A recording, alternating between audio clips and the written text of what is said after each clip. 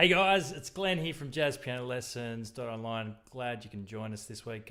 This week we're talking about approaches to improvising, some different approaches to improvising, and I've got a special tip on improvising at the end as well for you. So, all right, let's get stuck into it.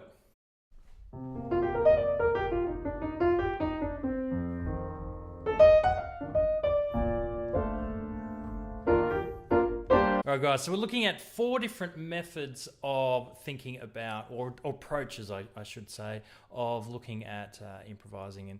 And so I've kind of got a different setup on the piano today because you don't really need to see what's happening here with the actual keys that are being played today, because we're really talking more about a little bit more in a philosophical way, thinking about the approach rather than, okay, on this chord we play these notes and stuff like that. All right, so the first approach really is to play around the melody, and I find that a really helpful way for beginners to get started on improvising.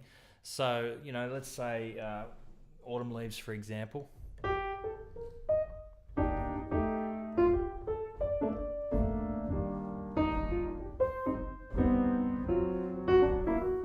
Right, you can improvise around the top note.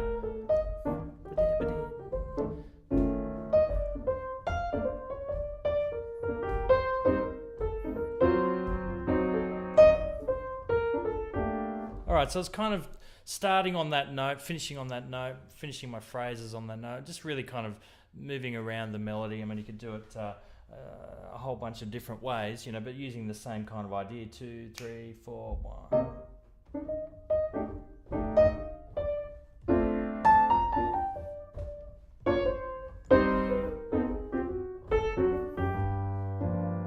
All right, so you kind of get the idea, and it's kind of moving around the melody, and that's an approach that a lot of piano players use very successfully. And sometimes it may be an approach you want to use.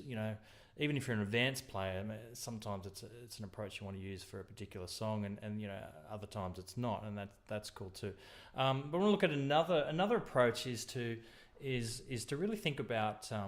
And this is where your theory knowledge really comes in handy, to think about what modes it is that are fit with the chords that you're doing. To think about what key are you in? Doing a 2-5-1, and obviously you've got a Dorian, Mixolydian, and Ionian you can use too. But you can just go straight to the key. What key are you playing? If you're playing D minor 7, G7 to C major 7, well, a whole lot of that is in the key of C. So in some ways, if you play a few white notes, everything's gonna, it's not going to be too bad.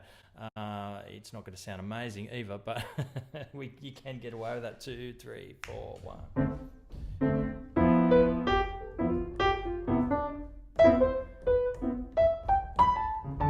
Like, I'm not even really trying, I'm just kind of playing white notes, right? So, I did play a few of the notes of the chords and the guide tones and stuff like that too, but I tried not to. But you can.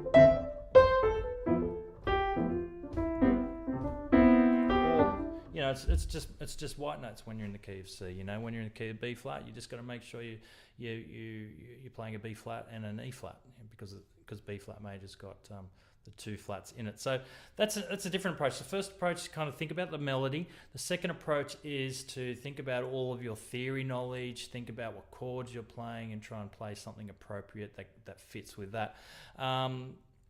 Third approach, which is an approach I've made in a video on before, you can go check that out at some point in time if you like, is to think about the guide tones. And this really, in some ways, this is theory knowledge as well.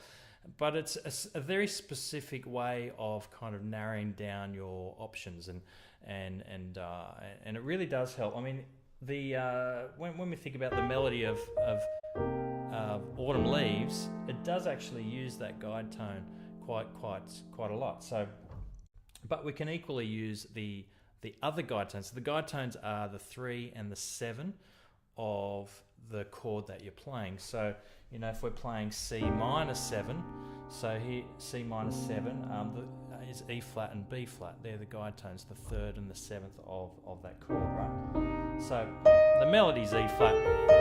There's the E flat, right? So it could be, but we could be playing the B flat instead, the other guide tone.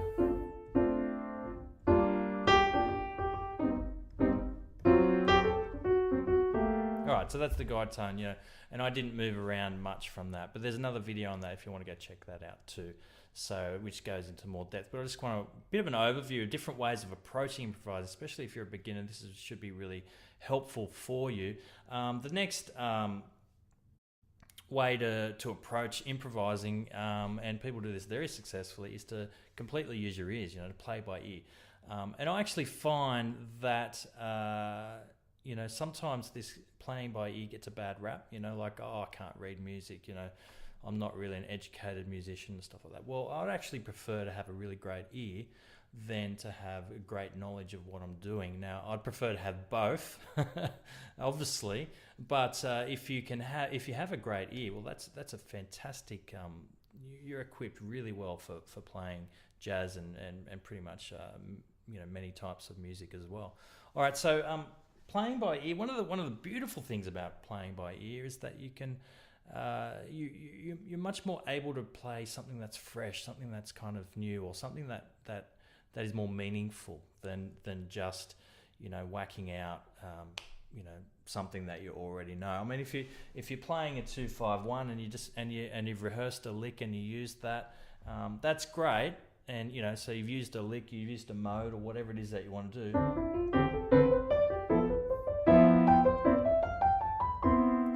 But it doesn't have any soul in it, you know. Like, it didn't sound bad, but it doesn't. It's not.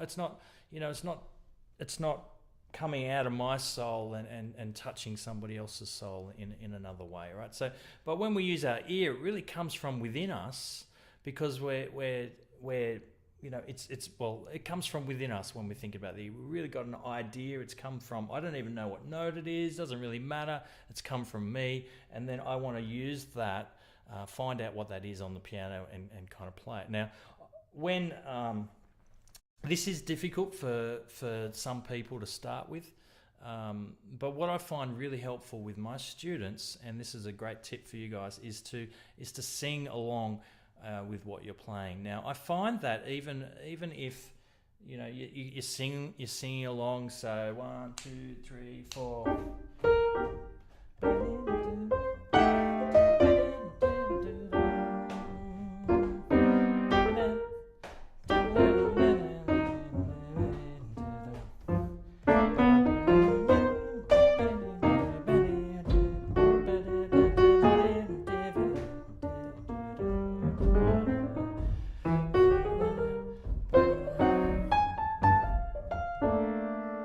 Alright, so when you're playing by ear, you don't need to know all of the theory. Now, obviously, it does help, you know. I mean, it can help you. If you're playing a 2-5-1, again, in the key of C, and you think your ear is talking about a beat, you know, all these black notes, well then, unless you want it to sound outside, it's probably not what you're thinking. So you can kind of check, you know, your theory knowledge can help you. Sometimes you can't hear anything at first, and you're like, I don't know what to play. Well, you start off with something that you know is going to work, and then you can kind of go from there. I know Miles Davis used to say that he wouldn't play anything unless he could hear it first. So, you know, sometimes you would find him on stage, you know, doing a solo, and for, you know, 45 seconds he hasn't played a single note. Well, he hasn't heard anything. He's waiting to hear what it is. Now, playing by ear is top level.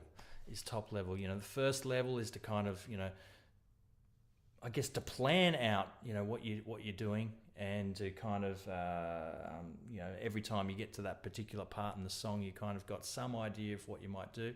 That's kind of level 1, you know. That's the beginner kind of improvising. Level 2 is where you're doing a little bit of that, but you're also, you know, using your own fresh ideas, and you've got a few fresh ideas going in there. You might have a few licks that you're using.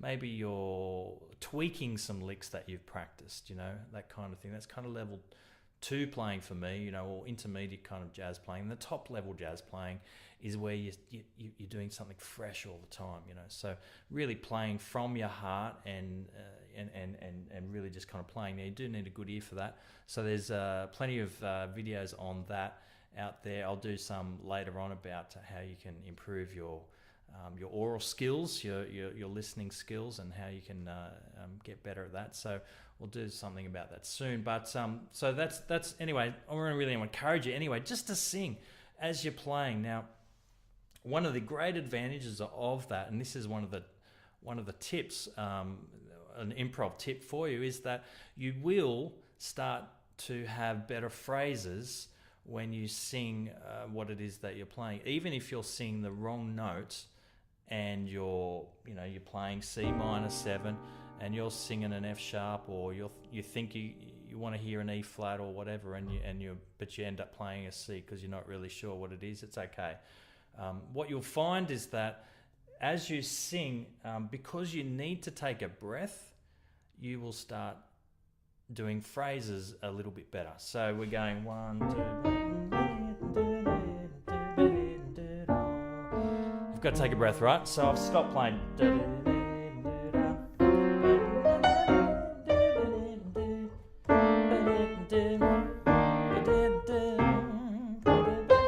All right, so you can those phrases they'll have some beautiful spaces. And there's beautiful music when we stop playing. And I think one of the reasons why it helps us to understand what's going on. It gives our brain a little bit of a chance. Okay, we've heard something, and then it gives our brain a little bit of a chance to process that, and then we move on. And I think the reason is because we're so used to listening to each other talk, all the time. So, which of course, and we don't even kind of really recognize it, I think. But as we talk, we have to take a breath. So we stop for a little bit. We say, we have a sentence, we have a phrase, a comma, full stop, whatever it is that we're, punctuation that we use, right? We are stopping just for that little split second, and that gives us our phrases. And it gives us a chance as a listener to consume what people are saying, to really kind of understand what they're saying. I hope that makes sense for you, right? So that's a good tip. Sing as you play, even if you're using your theory knowledge, you're using the guide tones, you're using the 2-5-1 licks that you've prepared earlier and tweaking those and all that kind of stuff. Sing as you go, and that'd be really helpful. All right, here's the last tip on improvising, and this is a really useful tip. And when I've shared this with my students, they always, their improvisations instantly become better, and in fact the compositions too, if they're composing something, will get better as well. And this idea is that we've got kind of two extremes of music. Now, improvising is just composing, but doing quickly on the spot, and just playing, right? So this is a composition idea as well as an improvising idea, if that makes sense for you. So all you need to do, think about these two extremes: unity and contrast. Okay, so we have unity on one side of the extreme, contrast on the other. So, examples of unity, extreme unity, probably falls into hardcore techno, that kind of stuff. Some minimalism kind of falls into that category too, I suppose. Where it's just repeating. Now, it's easy to understand, but it's potentially boring, and that's an issue with unity. If you've got too much unity going on, it's easy to understand. Like, if I play C for 10 minutes straight, it's easy to know what's going on, right? Doesn't it? It's easy to know. All right, he's playing C. I know where this is going. It's going nowhere. All right, and but it's boring, right? It's boring, and in fact, you might punch someone because it's so annoying. All right. It's like a squawking bird, and so that's not fun, right? Now, the simpler music is usually the more on the unity side it'll be, all right? On the other extreme, we've had atonal music, and probably the most extreme of that is serialism, where with every note is equal, so all 12 tones we've got, if I go up chromatically, we've got 12 different notes, and serialism aims to have every single one of those notes being played or being equal, right? So, and the kind of the point of that, it creates an instability. It creates this, what key are we in? Well, they're trying. It's not about like, oh, we're not sure what key it in. atonalism is actually about trying to say we're not in any particular key at all right? And so that's the goal of it, right? And so that's extreme. So you'll hear me, and I can't play, I haven't practiced any this, it's kind of mucking around, but the idea is kind of, it'll be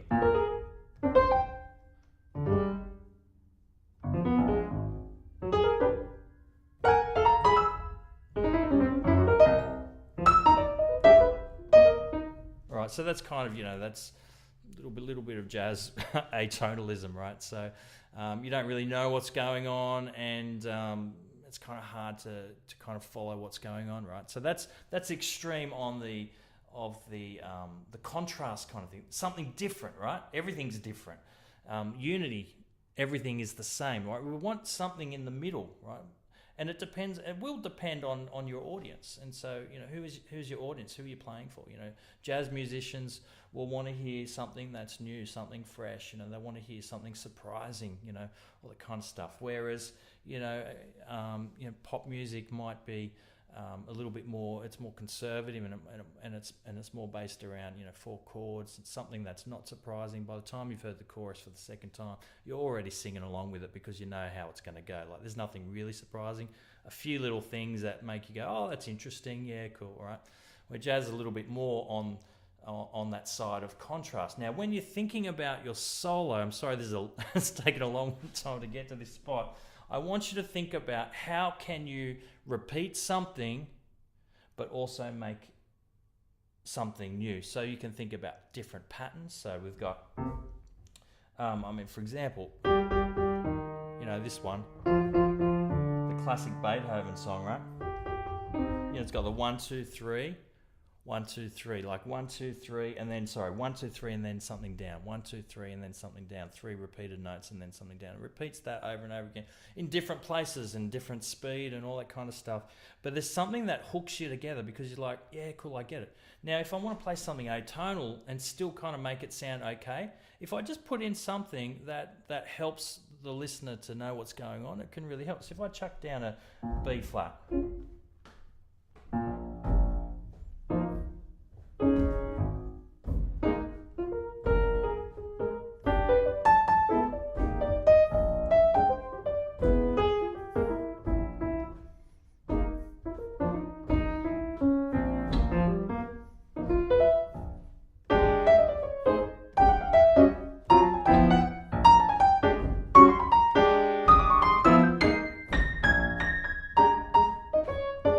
So I've deliberately gone quite outside the normal kind of parameters of B flat. It's a little bit atonal kind of sounding, but that B flat really kind of helped us to kind of know where we are rhythmically. It helped us to know when the start of the bar was. It helped us to know, okay, we're still in B flat, even though there's some weird things going on. I kind of get what's going on, right? Now, some jazz audiences will like that, some won't, right? So that's, you might notice too, there was a little kind of phrase that I liked as I was playing that. It's not planned or anything, I think it was like 4 notes. I think that's what it was. And so it's just a 4-note chromatic, little phrase. And so I did the same thing, but starting in different spots. If you rewind, you'll get to hear that again, right? So you go down, 4 notes, but then I played it in a different spot. Now, because it was the same but different, it helped your ear to understand what was going on, but also gave you something of interest, all right? So you can use different phrases. I'm playing Autumn Leaves. Oops. All right, I might use this. Okay, I'm going up by thirds, right? So by using something that's the same, but I'm using different notes. You can use a rhythm, a particular rhythm can kind of hold things together, but play different notes. 3, 1, 2, B section of Autumn Leaves. 2, 3, 4, 1.